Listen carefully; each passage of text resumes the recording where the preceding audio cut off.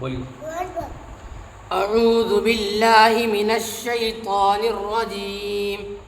بسم الله الرحمن الرحيم. يا أيها المزمل قم الليل إلا قليلا نصفه أو انقص منه قليلا أو زد عليه ورتل القرآن ترتيلا إنا سنلقي عليك قولا ثقيلا إن ناشئة الليل هي أشد وطئا وأقوم قيلا إن لك في النهار سبحا طويلا واذكر اسم ربك وتبتل إليه تبتيلا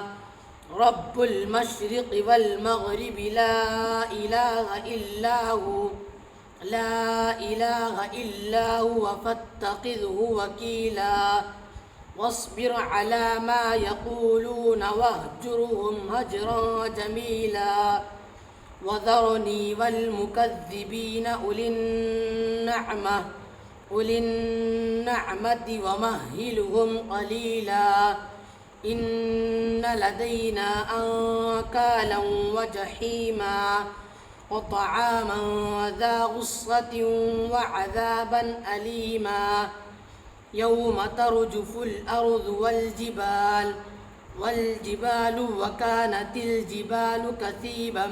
مهيلا إنا أرسلنا إليكم رسولا شاهدا عليكم كما أرسلنا إلى فرعون رسولا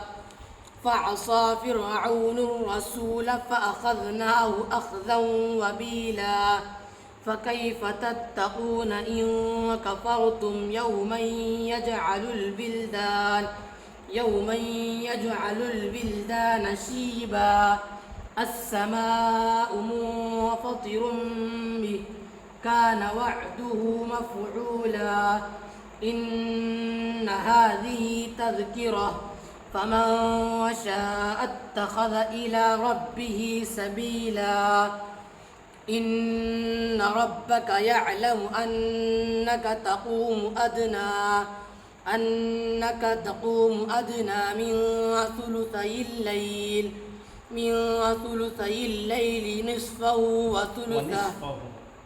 ونصفه وثلثه وطائفة من الذين معك والله يقدر الليل والنهار علم أن لن تحصوه فتاب عليكم فاقرؤوا ما تيسر من القرآن علم أن سيكون منكم مرضى وآخرون يضربون في الأرض يبتغون من فضل الله وآخرون يقاتلون